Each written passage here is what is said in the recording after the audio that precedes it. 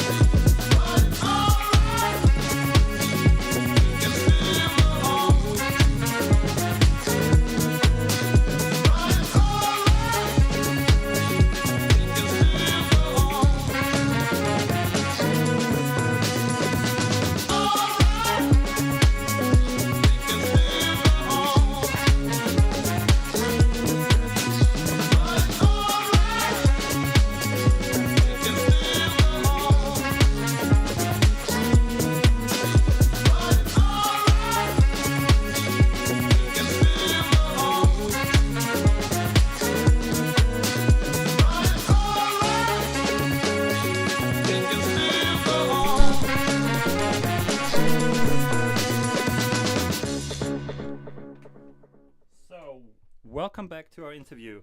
We got here Tim Lawrence and Nadja Saxer right in Vienna, right in our little kiosk radio. And before I introduce you, I think it's easier that you introduce yourselves. So, starting with Nadja. Hi, people. I'm a veteran here in Vienna concerning club culture, club dance culture, focus on dance.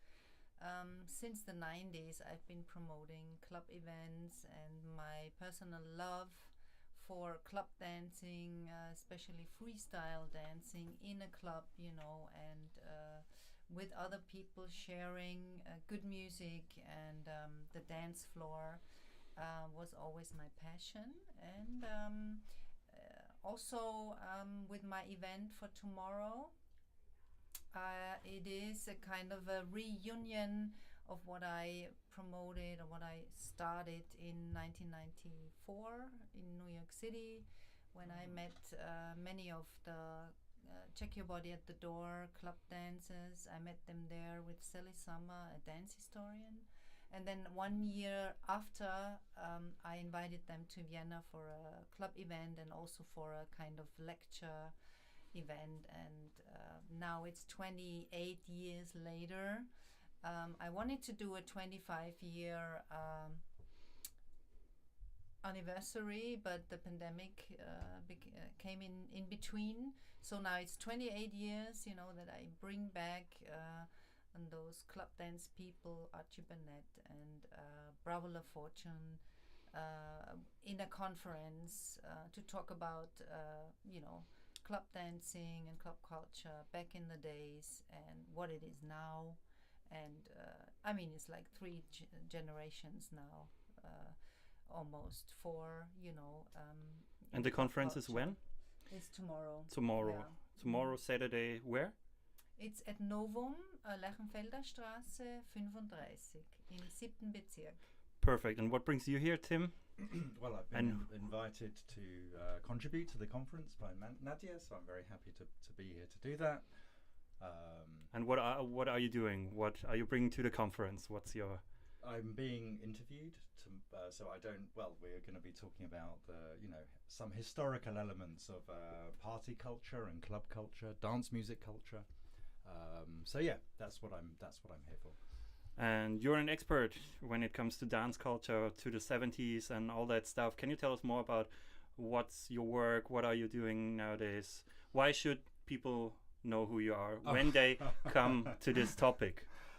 Well, it's almost 25 years ago today, almost to the day, that I set out to write a history of house music.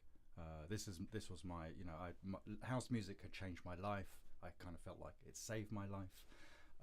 I went to live in New York for house music, and very early on into my research for house music, this house music book, I was introduced to this guy, David Mancuso. Someone just said it might be a good idea to interview him. He was around somewhere at the beginning. He was basically an unknown figure at the time. No dance music book had spent more than a couple of sentences on him, basically.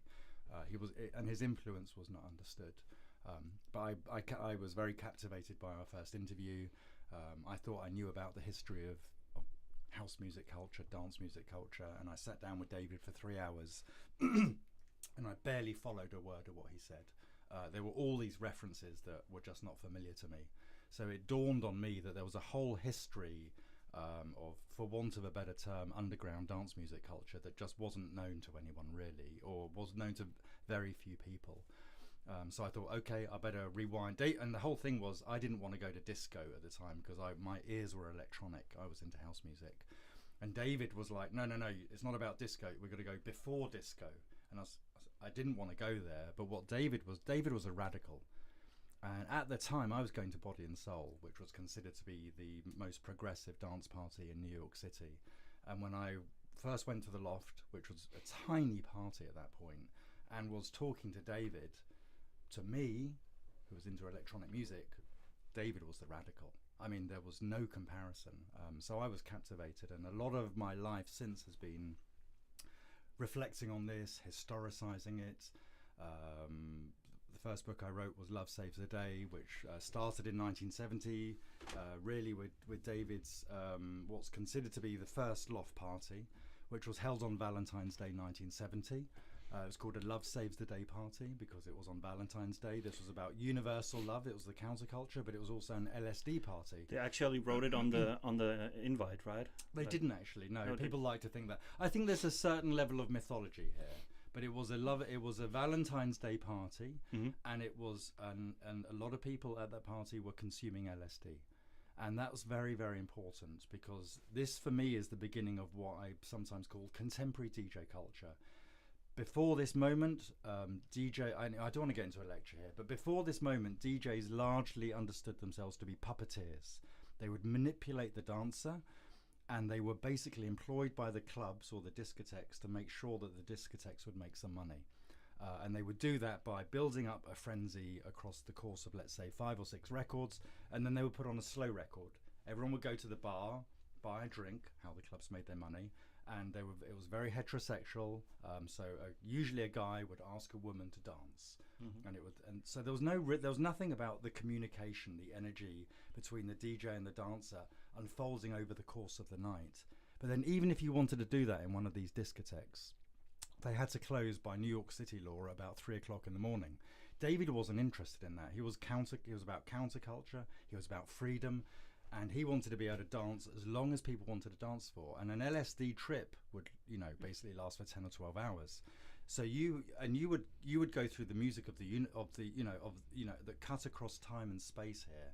And it was like, for me, this was the most progressive, exciting, creative form of musical expression known to humankind. I'm quite happy to be hyperbolic here. Known to humankind, because you could bring in all of these sounds and across time and space, and it would last for the parties would initially be for 6, 7, or 8 hours. They soon ended up lasting for 12 hours.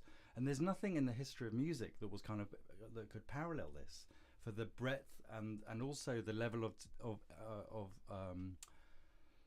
interaction, because this was never just David as, in inverted commas, the DJ. It was about David in communication with the dancer. So I wrote this book, Love Saves the Day. It was about David and his influence on the wider scene, the rise and fall of disco, if you like. I wrote a couple more books, but I'll just throw in that in 2002 David turned to me and a friend of his called Colleen Murphy in London, and he said, let's start doing parties in London. So in June of this year, we will be celebrating our 20th anniversary of these parties. Oh, cool. And these are like Loft-style parties. So we did everything we could to try and recreate or be inspired by the principles, the very important that David was very, there were a lot of principles. it was a trip. Before we get more into the principles and all that stuff, I'm really interested how you two met. What brings you together? When did you become friends? Are you friends? Well, I contacted Tim because of the books that I read of him, and that's a short time ago. So we actually met via email. I asked him if he wanted to be part of this conference where all these, where Strave is coming. Strave is a key figure in a sense, electronic transformative electronic music, because he's a soul musician also, and comes from the days where music was played in with bands or orchestras. But and Archie Burnett also, and Bravo La Fortune, they are key figures of this era, because they have been everywhere. They have been to Studio 54 and to the Paradise Garage, and of course to David Mancuso's Loft. And I know the Loft only by them telling me that there was this space, And one interesting thing I want to mention, because I come in from the dance side, that always interested me in club culture, is that Bravo and Archie told me that David did, how can I say, integrate so many different cultures and people from so many different social backgrounds, they were all welcome, but they had to follow the rules that David Mancuso in the club made, and that was no alcohol because he had no. That's not true. Anyway, yeah, never mind. Fruit never mind. jar, but they People had could these bring. fruit bars. People could bring their own. No one was interested That's in what alcohol. Why would you drink alcohol when you can take LSD? Yeah. It wouldn't make any sense. That's what they say, but they didn't take any. Those two dancers, you know, they never took drugs. Maybe, their drug was the dancing on the dance floor, you know. Yeah. But just and the generally music. the loft. Yeah. The reason, I mean, anyway, I don't want to go on, but David. No, but I have to step you right there because maybe our viewers don't know. Like, could you break down in 2 or 3 sentences who is David Mancuso? Yeah. Who was David Mancuso? Yeah. Okay, good. So David was he grew up in a children's home. He became a runaway from home when he returned to to live with his mum at the age of 6. He went to live in New York City at the age of 18. In 1970, as we said just before, at which point he was 26 years old, he started to hold house parties, and he didn't sell alcohol because he wanted to be able to stay open all night. If you sold alcohol, you were required to follow New York's cabaret licensing laws that meant you had to close at 3 o'clock, and you had to follow all of these regulations. But David came from counterculture. He was into civil rights, gay liberation, in particular the anti-war movement, experimenting with LSD, and he just wanted freedom. And so it was partly because there were more interesting things to do than drink alcohol. But if you were selling alcohol, then you had to follow all these regulations. So although this may seem a bit odd to listeners, but for David there was an enormous difference, and I kind of sympathise with this, between running a party and running a club. A club tends to be regulated, it's licensed, it will sell alcohol, everything is like controlled by the state. But David's inspiration were house parties, people putting on a party in their own home where you can do what you like. And that was his model. But the home David was moving into, when it was around 1965 he did this, he moved into a downtown loft. New York was deindustrializing. Manufacturing was moving out, so all these manufacturing warehouses became available, and David had a loft space, and he was one of the early loft pioneers, and indeed his party became known as the Loft. And it was a beautiful old warehouse. It had a wooden floor and nice windows and brick walls, and it was a great space for a party. But it was a party in his home, and David was always interested in the intimacy that you can develop in a house party, a party in your own home.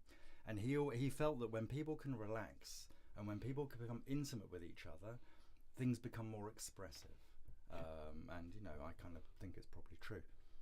Thank you for the wonderful introduction to David Mancuso. You say it was a space where people could interact more in other ways than before in a space. And I wanted to ask you, Nadja, because a resident advisor brought a piece a couple of months, maybe a year ago, about house dancing leaving the clubs, and it kind of left the clubs. And back in 1995, you did this legendary party you told me about at the Volksgarten in Vienna, at the Vienna. Yeah, can you tell us more about that and how that was and how it became such a legendary event back then? Well, my idea was New York meets Vienna, to introduce these great club dancers from New York City in Vienna, together with other club dancers. Basically the scene in Vienna at that time in the 90s was hip hop. There was a big hip hop and a b-boy and a breaking community. But there was nothing such as Check Your Body at the Door, which is this project and this great film by Sally Sommer, by this dance historian. She basically it's her life project, because she produced this film, and it took her 15 years, to bring this film to an end. And it features the good and the bad sides from club culture in New York City at that time. And I was lucky to meet these dancers at once, you know, at the New York Public Library. As Sally was doing a lecture demonstration with them, and that's how I met them at once, you know, and I was so thrilled and intrigued by their spirit and the way they moved and the way they talked about the music also, because they were very much referring to the music, you know, how important the music is, you know, the quality, and that the DJ is not just playing his program, you know, but that there's someone behind the decks that knows about sound and knows about drama and knows about how to bring people with the music, you know, like maybe LSD does, but what the music can of course, transfer the people on the dance floor, you know, to bring them in another state of being, you know, even, you know. And so I was, it was a very successful event, and you know, there were also legends like Willie Ninja, you know, one of the, you know, representing this queer Latin, Afro-Latin culture that was very much discriminated at that time in New York City in the 80s. So it would that was the bad and the dark side, you know. The people were, you know, forced by the government, you know, to take up rules, you know, that they were not free, you know. Today, young dancers and the community, they are totally free. It's easy, you know. They can stream everything. They're free to rent a space, you know, and do their own thing. But at that time, I think there was a lot of suppression, and they were talking at this event. They were talking about it, and you know, the people here, you know, all the dance community people, they were coming in for this event. They were totally, you know, stunned, you know, that these people that represent this culture, you know, were such experts, definitely on the music experts, but also dance experts. And yes, it was very successful and a big event, and yeah, so and you can watch the documentary about it on YouTube. We will YouTube share it and on the website. Yeah, we will share it, all the information Some on our footage channel. on it, yeah. Yeah, and before we go on, we listen to another track for now and see what's coming after this one.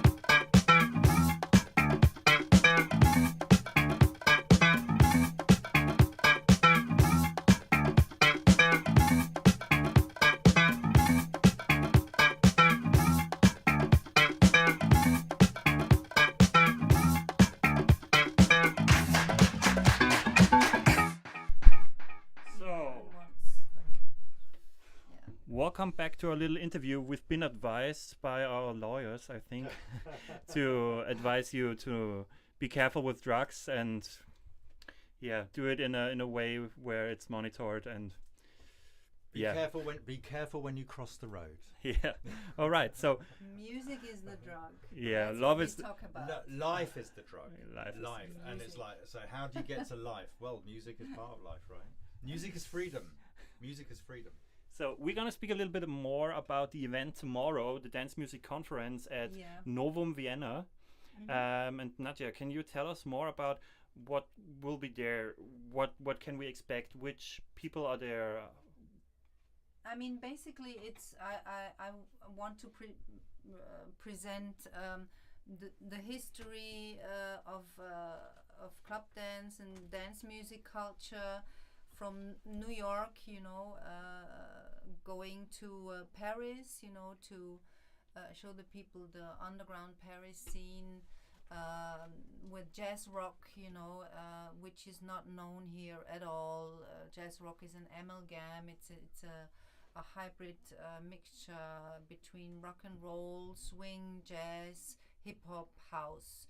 They mix everything, and it's a very fast footwork they do, like the British jazz fusion dancers. So they are kind of brothers and sisters. So this will be another part. So we have New York. So my idea actually was then New York meets Paris and London in Vienna. That was the idea, So, and but I also want to present, a sociologist, Sylvia Rief. She wrote a book about club cultures, boundaries, identities, and otherness. And with her, I will really talk about the creative queer aspect and the economic aspects that she researched in her book in London and Istanbul, so more international, her approach on the scene. And there will be the conference part where people can also ask, the audience, our panelists, and there will be the dancers. They will talk about their dance style and the music they love to dance to, the choice they make, for their dance. But then we also want to do live acts. Strafe, of course, is going to be part of it, along with Tim Lawrence, of course, and Archie Burnett and Brahms La Fortune. They represent the New York pioneers, what I would call, and we met today Marina Pravkina. Yes, from Jazz Between Barcelona. Right, she's going to do something tomorrow too. Yes, of course, yeah. She's working on a project which is called the Grooves Experience. And during the pandemic, she had this idea, what do the dancers do when the clubs are closed and they have no space and everything is closed? What does happen with, what did change? And, she wants to stage it, to make a kind of documentary, but as a choreography on the Grooves Experience, about the groove and how important it is for the dance floor and for the dancers. And that's Jazz Between Barcelona. We have so many cool people, jazz rock. Then we will have Marie Houdin. She's really specialized in New Orleans funk. She features in her. She's a researcher and a choreographer, and she will talk about the unexpected dance. That's her new project, where she brings together different cultures between Senegal, New Orleans, and Paris or Rennes, France, and different styles that mix together with different with dancers from different countries. But really, the live acts, the part later at the conference, they should give really people the energy, and they should give, after the talking, should give the people the music, from back then, from now. So it's going to be a mixture between, there's DJ Psycut playing, who played here. Yeah, he as played well an at hour radio. before. Yeah, and he's really also a veteran of the mixing styles, from soul, jazz, funk to breakbeats, hip hop, everything, disco. So this will be it's gonna tomorrow, This will be tomorrow. starting at 17 o'clock until. Well, it's 5 p.m. Yeah, 5 p.m. 5 So p.m. can people show up from the people who are listening? They can just come along, or is there booking, or how does it work if someone wants to come along?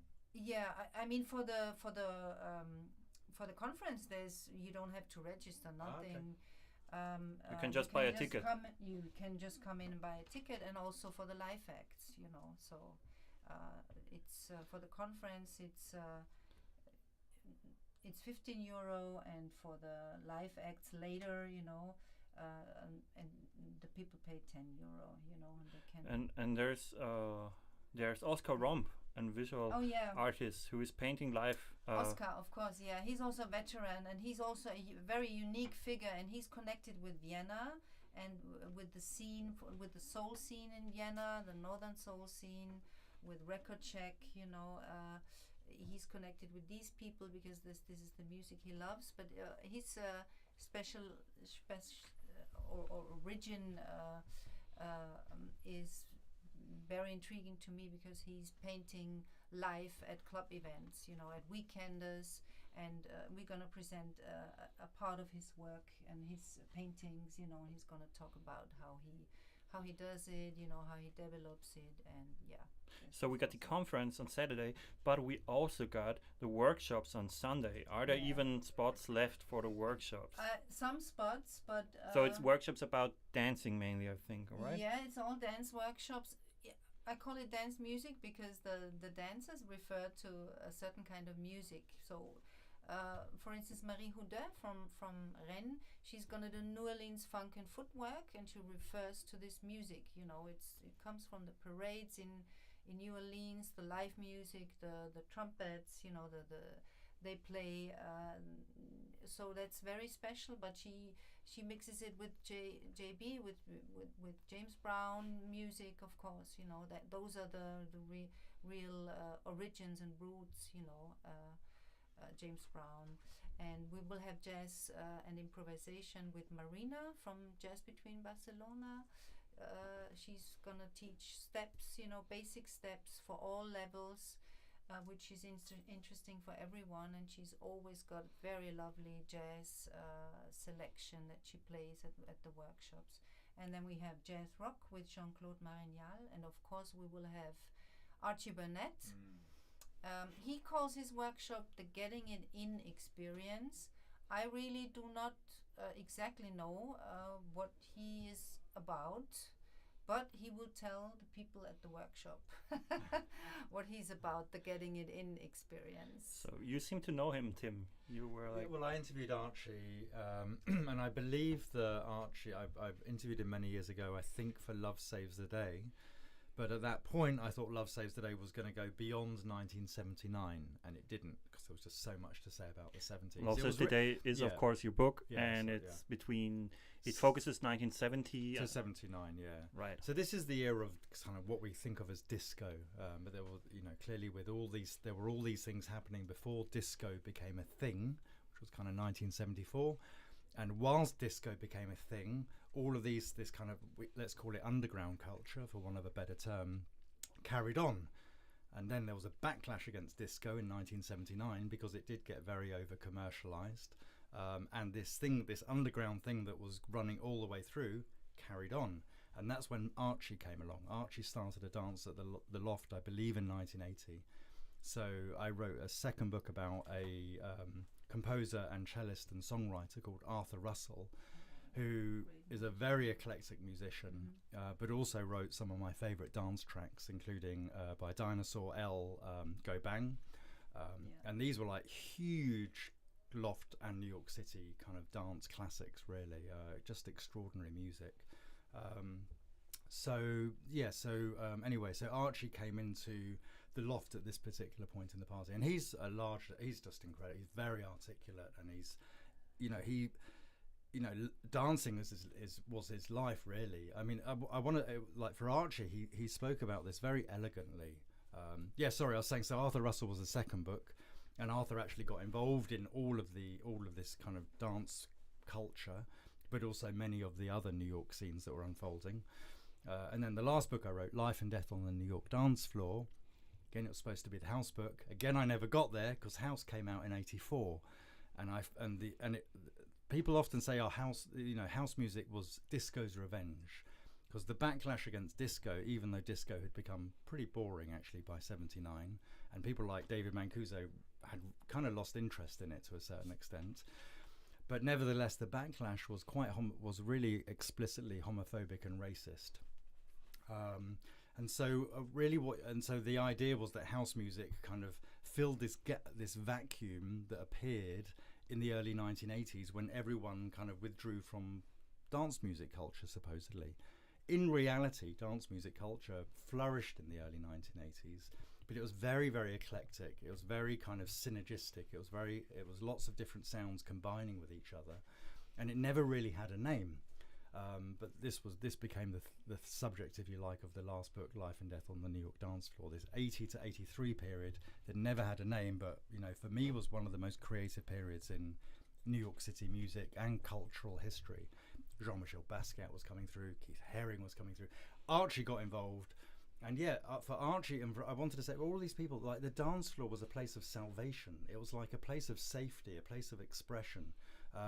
It was where you could feel like you were part of a community. And I did want to say that although David Mancuso's crowd was very mixed in terms of the demographics, it was black, it was white, it was Hispanic, it was gay, it was straight, it was but David's whole thing was, no one is checking your identity at the door. Okay, it didn't really matter. David he was never trying to create a diverse crowd. He just wanted friends to come along. And I think it's quite important, that idea of community. So Archie, was this guy who started to get involved, and he was born in a Seventh-day Adventist, I think, family. Yeah, very repressive. Dancing was even dancing was seen as a sin, and he would kind of sneak out of his mum's home, and just kind of at night and just go dancing all night at the Loft, and would get into trouble. But this was his. It was the most important thing to him, and he's an amazing dancer. He still dances at the Loft. So anyway, enough of that. No, it's great. It's great. I love the stories, really, and I think many people do. So tomorrow is the Dance Music Conference, also with Archie. We're looking forward to Of course, yeah. And we will share. Right, we will share all the details regarding the Dance Music Conference today on our social media channel, and before we go into the last part of the interview, I'm going to play a little track with which I saw Nadja already likes. Oh yeah, 10 City. I love it. And we'll take a little break with that.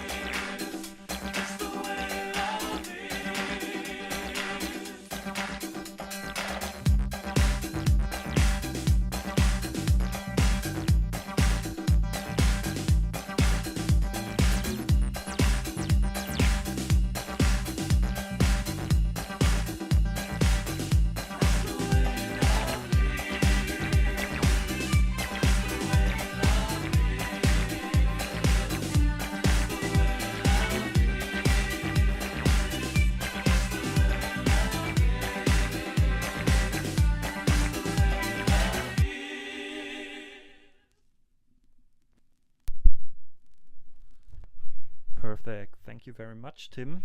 Tim live on the decks tonight. Oh yeah, right. Well, not quite, but so I'm just here as your technical assistant. Yeah. Oh, this is perfect. You can stay. Thank we you. can do this forever.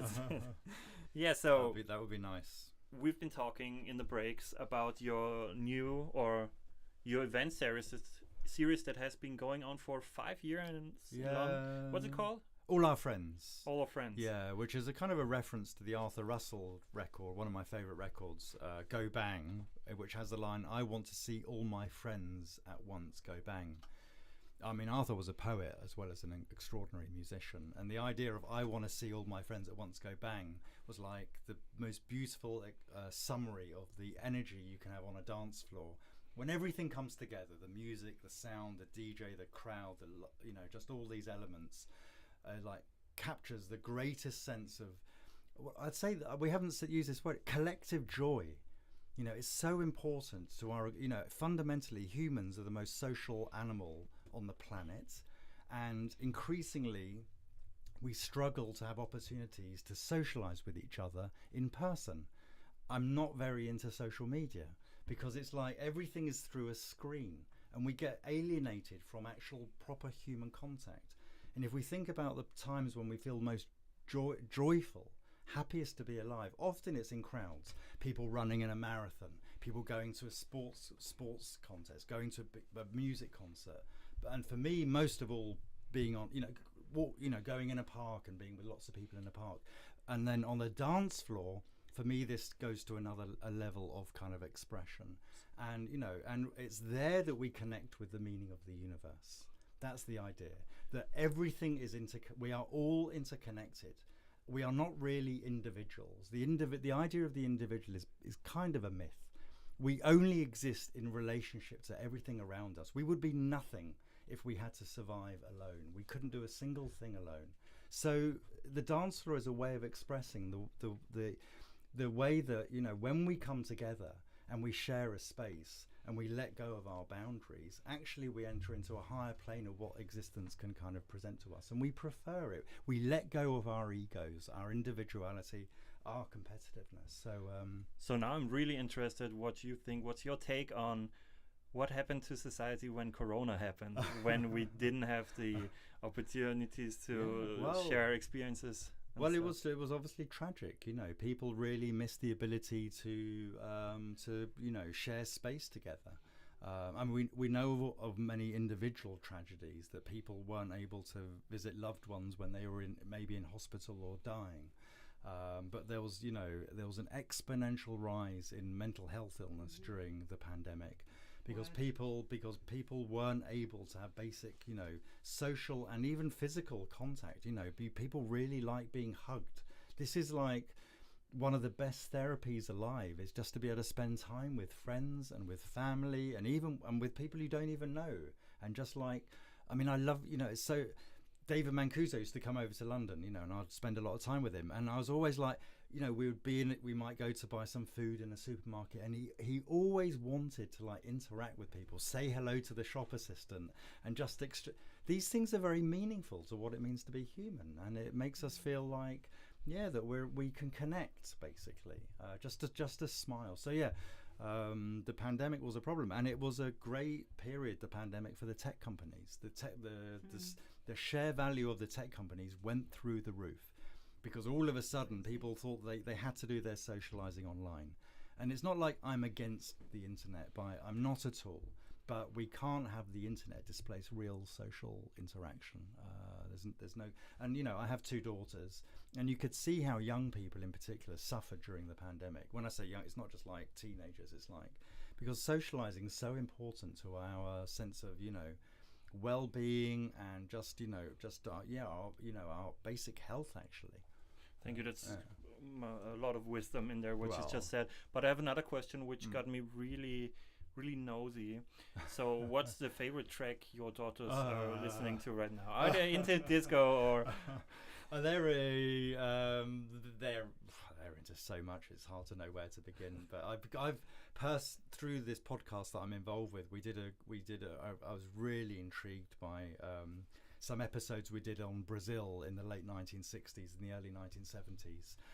And which podcast? Brazil. So Love is the Message is the podcast. So that's a podcast that's on Spotify. It's on Spotify. It's on Apple Podcasts. It's available through Patreon. That's our base. It's available for free. If people want to contribute, they can go onto Patreon and make a small donation that kind of just about helps us keep going with it. But the idea is really to try to bring together these very varied but intersecting histories which revolve around music, often around dance, and what we also call counterculture.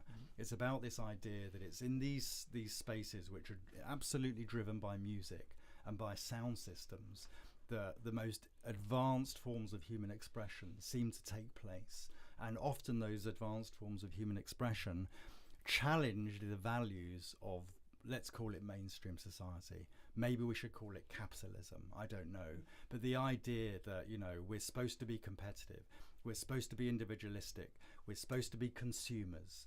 And to me, all of these things actually degrade what it means to be a human. But you were talking about the episodes about. Oh yeah, sorry. Brazil. So and your on daughters. Brazil, yeah. Sorry. So on, we in the third series we spent a lot of time moving around, in particular Africa and Latin America and the Caribbean during the 1960s and the first half of the 1970s. And yeah, I particularly loved the episodes we did on Brazil. And Jorge Ben is one of my favorite artists. I mean, I just think this guy is incredible. And his album from 1969, which is it's an eponymous album, so it's called Jorge Ben by Jorge Ben. It's like it's so out there. It's amazing. And that's what your daughters listen to right now? They listen to everything, really. Oh, that's really nice. They've been coming to the part. My oldest is 21. My youngest is 17, and I've been doing this other party called Lucky Cloud Sound System is 20 years, but I don't DJ there, and it's a kind of long story. 5 years ago, with friends from that party, I had the idea of starting this part, which will be an early Saturday evening party. Mm-hmm. I'd been to Joy in New York City, which was an offshoot of the Loft, and it was a Saturday. It was held in someone's home, and it was like, this must have been what the Loft was like back in the early 70s. It was the first time I'd really had a sense of that. And it started around 7 or 8 o'clock on Saturday evening and ended about 1 or 2 o'clock. Wow. And I was like, wow, I just thought it was amazing. So 5 years ago, I started this party, All Our Friends. Yeah, we were saying earlier, so must have got distracted. It references the Arthur Russell record. I want to see all my friends at once, and I just like all our friends because I was doing it with some friends. And we start at, wait for it, 5 o'clock in the afternoon on a Saturday. And we run through to 3:30 in the morning on a Saturday. So it's a 10.5-hour party. There's usually 3 or 4 of us DJing. It's back-to-back at the beginning. It's back-to-back at the end. We have mini sets of an hour and a half each. It's compared to what the Loft in London and maybe even, has become, where there's a certain set of records that tend to be played, and they tend to be from a certain era, and most of them are from North America. I would say that our aesthetic is more open. It cuts more across time and space. So you hear a lot more tropical records, if you like. But to my ears, it's like, this is music music knows no boundaries. And I think the dance floor should be bringing everything together as a kind of, because this was another thing that David did. Before David, the dance floor was basically a place to go and have some fun and maybe meet someone to have sex with, or develop a relationship with and then have sex, whatever the order might be. For David, it was like utopia. This can be our perfect society where everything is like as we would like it to be. Mm-hmm. So this is the dream, really. And there's gonna be an anniversary event, right? Yeah, Lucky Cloud Sound System, which is sometimes called the London Loft, will be celebrate its 20th anniversary in June. So that's in a month or two. I can't remember if we're in April or May. We're in April, right? Oh, okay. So that's been running for 20 years. And then after that party, we're going to subdivide into 2 parties. But that's another story. But that's been running. And All Our Friends has been running for 5 years. In a way, it's All Our Friends is just like, it's been an incredible, passionate experience for me and people who come to it. And and I started a DJ there as well. I was always like, I had never any interest in DJing. I just wanted to dance. I thought, what a boring thing it must be to be a DJ. You're stuck behind the decks and everyone else there is having fun. But about 6 years ago, following this trip to Joy, a few other things that were going on, I was just fine. I was getting itchy. I was like, I want something a little bit more. And I had, my ears were tuning into different things in different ways. And I was like, I want to kind of, I feel like I want to start doing this. And it has been it's been really compelling actually to step. And the nice thing about All Our Friends is, because there's 4 of us, we spend, we do our little bit of DJing, but then we spend the rest of the evening dancing. Nice. So it's nice to do both. That's really cool. So all of our viewers should go to London in Is it in London in June? Well, London, yeah. Lucky Cloud is 20th of June, but that party is sold out. All Our Friends is moving to a new venue at Limehouse. But you got like Mixcloud sets you told us about. So on Mixcloud are All Our Friends. Yeah, okay. These like 10 and a half hour sets are on there. Mixcloud, All Our Friends. We were gonna put the link in the description. Oh, so thank you. Yeah. as you know, as I told you, like in the last hour, like 20 times, I'm a real big fan of your book, Love Saves the Day, and I read it a couple of times. I even based my bachelor thesis on it. Yeah, so I had to read it. No, just joking. I really loved it. Did you pass? Yeah, I did pass. Yeah, and I kept reading it. So I have a very specific question, which you can take as long as you want. But there's a couple of pages where you focus on like David wanted to keep the parties invite only, and he didn't want it to make it public. He wanted to keep it safe, keep it underground. And in the last since I've been on this planet, people are talking about the underground and the mainstream in many different ways, and there's like these two forces have like they are always pushing each other in a direction. So, and also with this, you emphasize in your book that love is in fact the biggest counterculture you can do. So how you see it in modern times? How is love still a counterculture? Well, it's always oh, hello. We're being photographed. Well, it always depends, doesn't it? Because one of the things we know about the mainstream or about capitalism is it's hungry. Capitalism is greedy. It wants to always be making more money. So it will constantly find ways of taking this idea of love and making money out of it. I mean, I remember that many years ago I became disillusioned with Valentine's Day because it was so commercial. You know, if you wanted to buy a rose on Valentine's Day, it would cost 3 times. And this is exploitation. So love is not straightforward. But, you know, and love has many forms of expression. But if we're going to get into the realm of universal love, you know, the love, you know, then it becomes countercultural, because at the moment we live in a world which is very divided. There's a lot of hate, there's a lot of competition, there's a lot of individuality, and a lot of this is based on ego or the idea of self-acquisition and becoming wealthier. And, you know, if we take an idea of love as being kind of inclusive, non-discriminatory, embracing everyone around us, then it becomes something which is kind of collective and is not about the self. So there's an inherent radicalism there, I think, in that sense, in that idea. Also, you know, love is self-generating. The more love you give, the more you will receive. So, you know, again, we live in a time where we have a horrible war going on. And I have to say, and this may not be very popular with anyone in this room and maybe with listeners, but I personally feel we're living in a very propagandistic war. I don't really see a peace movement out there. I mean, I hear, you know, I can read what is supposed to be a left-wing or left-of-centre newspaper in the United Kingdom, The Guardian, and to me it's like Western NATO propaganda.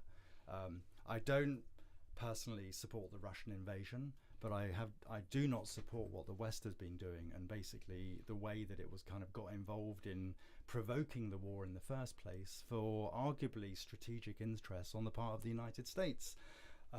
Encouraging Ukraine to join NATO when Russia said, if you do that, we're gonna this is a red line. So I'm just I mean, so if we bring love into the equation, you know, this was the dream of counterculture in the late 1960s, is that, and this didn't work out, but if the president of the Soviet Union, the then Soviet Union, the president of the United States took some acid and learned about the universal value of love, because this is one of the most fundamental experiences of having an LSD trip, we would have world peace.